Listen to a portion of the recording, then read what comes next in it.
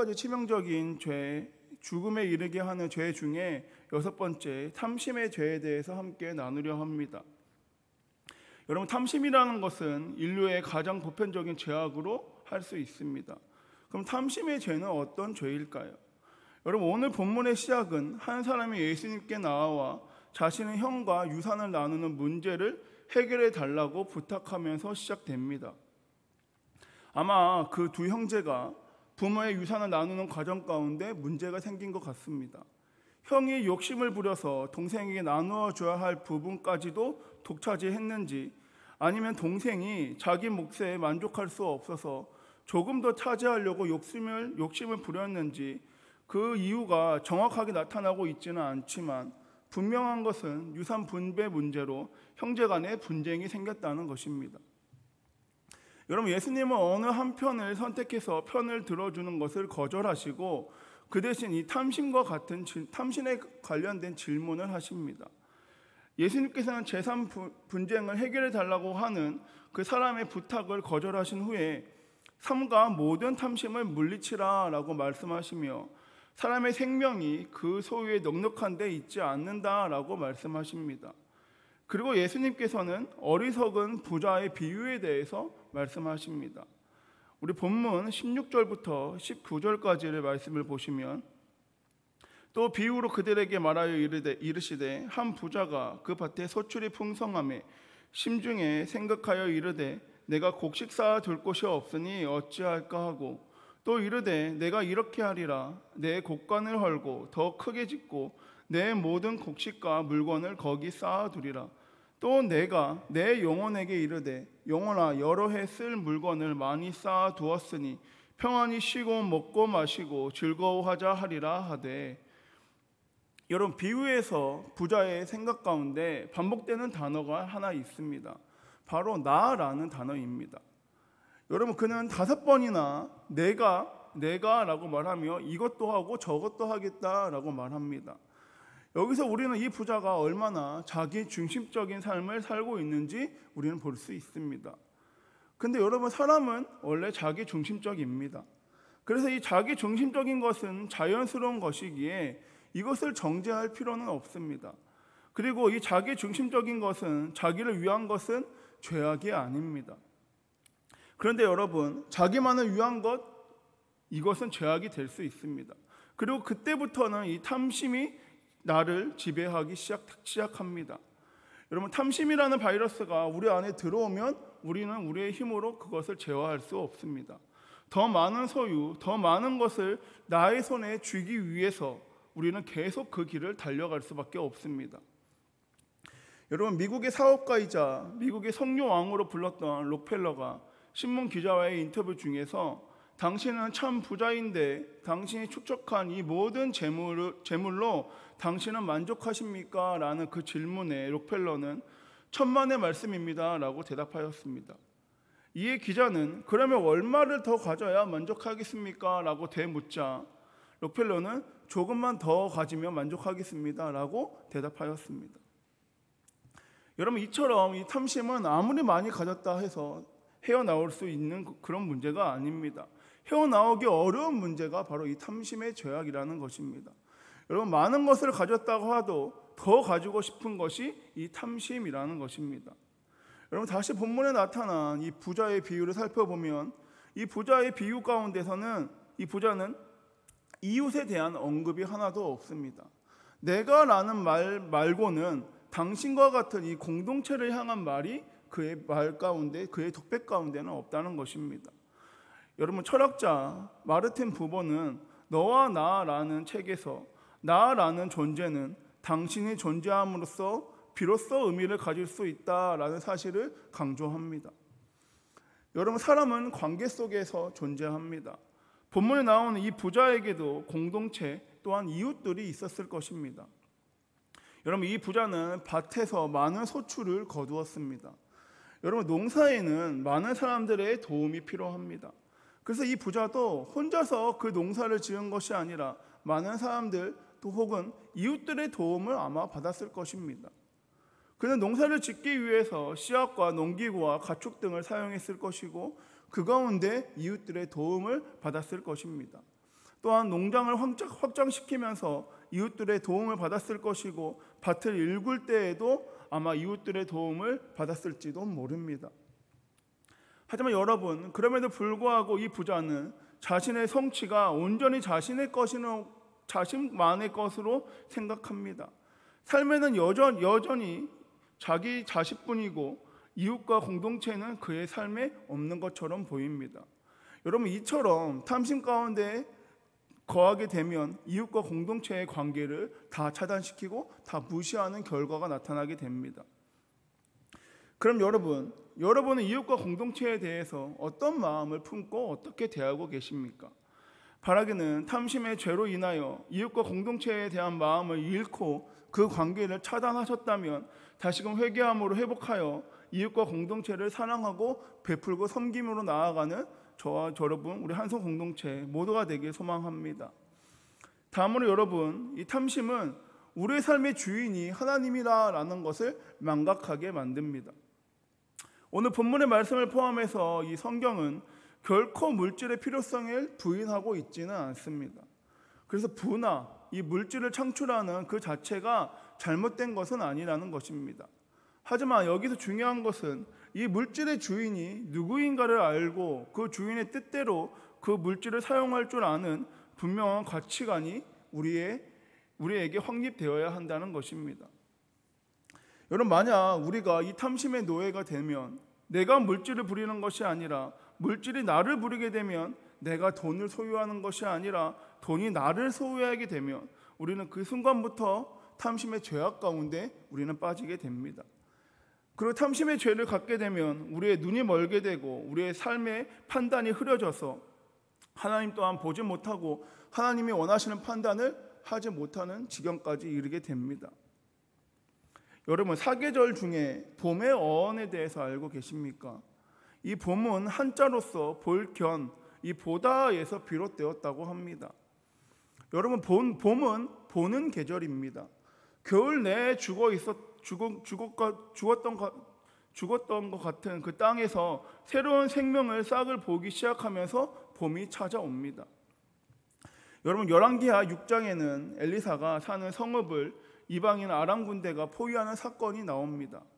이 상황을 본 엘리사 사환은 탄식하였습니다. 그때 엘리사는 이 사환의 눈을 열어달라고 기도합니다. 엘리사의 기도로 영적인 눈이 열리게 된 이 사환이 다시 상황을 보게 되니 아람 군대와 비교도 안 되는 하나님의 군대가 산 주변을 둘러싸고 있었습니다. 여러분, 문제를 사람의 눈으로 바라보게 되면 모든 것이 다 겨울입니다. 그러나 하나님의 은혜로 보기 시작하면 봄이 왔다는 것을 우리는 알 수 있습니다. 여러분, 이러한 말이 있습니다. 봄이 와도 보지 못하면 여전히 겨울이고 겨울에도 볼 줄 알면 겨울도 봄이다 라는 말이 있습니다. 바라기는 믿음의 눈을 열어 하나님의 은혜를 바라보길 소망합니다. 탐심으로 인하여 눈이 멀어서 하나님을 보지 못하는 삶을 살아가는 것이 아니라 믿음의 눈으로 봄에도 겨울에도 사계절 내내 하나님의 은혜 가운데 그 은혜만을 바라보며 나아가길 소망합니다. 그럼 여러분, 우리는 탐심이라는 죄를 우리는 어떻게 극복하고 그 죄 가운데서 우리는 어떻게 자유할 수 있을까요? 먼저 물질의 주인이 누구인가를 우리는 날마다 확인하는 삶을 살아야 합니다.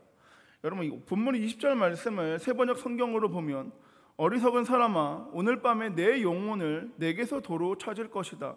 그러면 내가 장만한 것들이 누구의 것이 되겠느냐라고 말합니다. 여러분, 조금 전에 그 부자는 어떠한 고백을 했습니까? 내 곡간을 헐어서 내 곡식과 내 물건들을 내 영혼에게라고 말하면서 자기 것이, 모든 것이 자기 것이라고 얘기합니다. 심지어 이 부자는 자기의 목숨까지도 자기의 것이다 라고 말합니다. 그런데 여러분, 모든 것이 다 내 것이라고 생각하고 있는 그 부자에게 예수님께서 어떤 말씀을 하십니까? 다 내 것이라고 생각하는, 내 영혼이라고 생각하는 그 영혼을 내가 가져가겠다. 그러면 지금 너가 준비한 것, 그 모든 것이 다 누구의 것이 되겠느냐라고 물어보십니다. 여러분, 예수님께서는 지금 이 소유권에 대해서 말씀하십니다.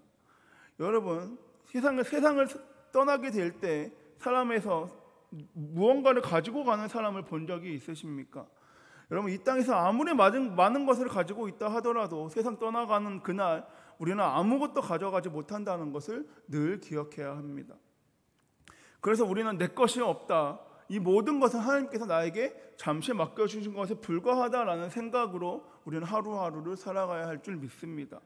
그리고 그러한 삶을 우리가 살아가게 되면 이 모든 소유의 주인이 하나님이라는 것을 인정하는 그 삶, 그것을 망각하지 않는 삶을 우리가 살아갈 수 있게 된다는 것입니다. 여러분, 모든 소유의 주인이 하나님이라는 것을 인정할 때, 또한 그러한 삶을 살아갈 때 우리에게 대표적으로 찾아오는 것이 바로 11조입니다. 여러분, 11조를 드린다는 것은 주님의 것을 주님께 바친다는 의미가 있습니다. 나의 것 10개 중에 하나를 주님께 드리는 것은 11조가 아닙니다. 그런데 11조에 대해서 가장 큰 오해는 10분의 1만 바치면 나의 의무를 다한다라고 생각할 때가 있다는 것입니다. 그럼 여러분, 10분의 1만이 주님의 것입니까? 그렇지 않습니다. 10분의 10, 나에게 주어진 모든 것이 다 주님의 것입니다.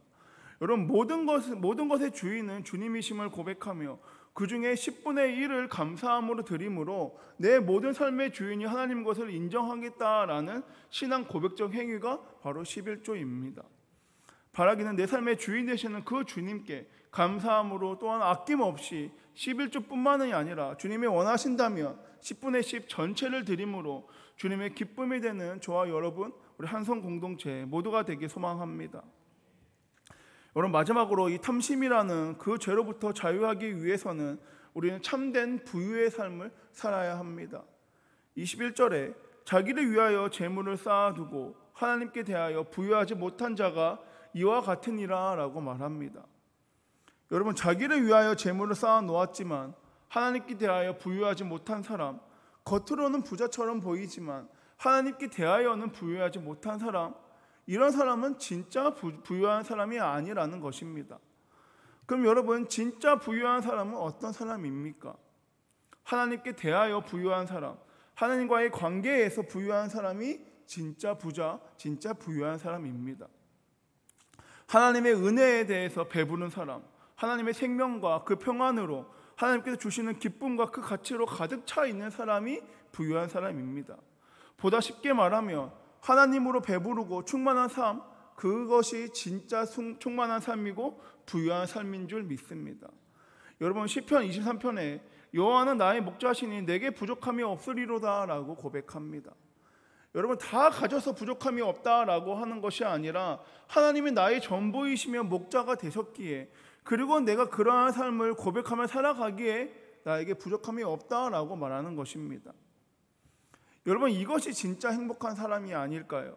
이것이 진짜 부유한 사람이 아닐까요? 하나님의 임재와 하나님의 존재로 가득 찬 삶을 살았던 사도 바울도 이렇게 고백합니다. 빌립보서 3장 8절에 또한 모든 것을 해로 여김은 내 주 그리스도 예수를 아는 지식이 가장 고상하기 때문이라.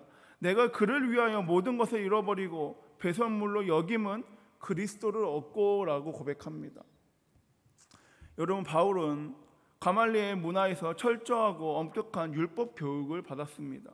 그리고 바리새인 중에 바리새인이었고 나면서부터 로마 시민이었습니다. 그런데 그런 바울이 그 모든 것을 배설물로 여기고 나아갑니다. 바울이 그 모든 것을 어떻게 버리고 배설물로 여길 수 있었을까요? 여러분, 이것들과는 비교도 안 되는 예수 그리스도를 만났기 때문입니다. 사랑하는 성도 여러분, 그리스도가 구원이시며 소망이시며 능력되심을 믿으십니까? 그리스도가 내 소망이고 구원이고 능력이고 나의 꿈이고 나의 자랑이고 피난처라면 우리에게 더 이상 그 무엇이 필요할까요? 여러분, 예수로 충만한 삶, 성령으로 충만한 삶, 정말 그리스도의 임재가, 그리스도가 나의 자랑이 되고 나의 주인이 되고 나의 기쁨이 되는 저와 여러분, 우리 한성공동체 모두가 되길 소망합니다. 여러분, 하나님은 우리의 목자이십니다. 그렇게 우리는 부족함이 없을 줄 믿습니다.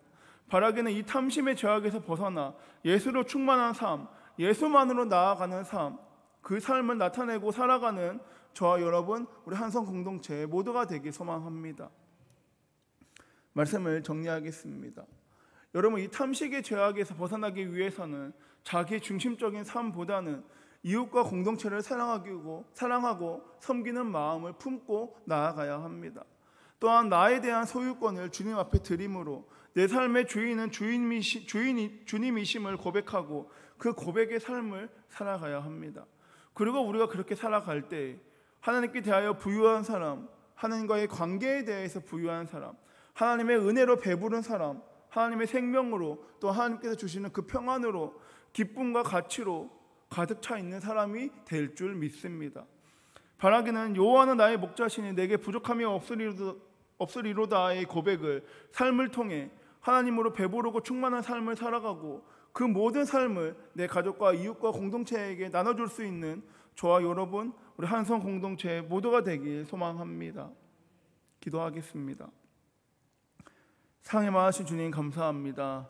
주님, 내 안에 있는 나된 거 다 내려놓게 하여 주시옵고 주님과 함께한 삶, 주님과 동행한 삶, 주님으로 충만한 삶 살기 원하오니 주여 역사하여 주시옵소서. 자기 중심적인 삶을 내려놓고 내 이웃과 공동체를 섬기고 사랑하는 마음을 품게 하여 주시옵고 내 안에 있는 나의 소유권을 내려놓고 나의 주인은 주님이심을 늘 고백하는 삶을 살아가기 원하오니 내 삶을 주관하여 주시옵소서. 그로 인하여 주님으로 충만하고 주님으로 부유하고 주님으로 배부른 삶 살아가기 원하오니 주여 역사하여 주시옵고 그러한 삶을 살아감으로 말미암아 아직 그런 삶을 알지 못하는 문 영혼들에게 선포하고 전하며 나타낼 수 있는 우리 한성 공동체 모두가 되기 원하오니 주여 역사하여 주시옵소서.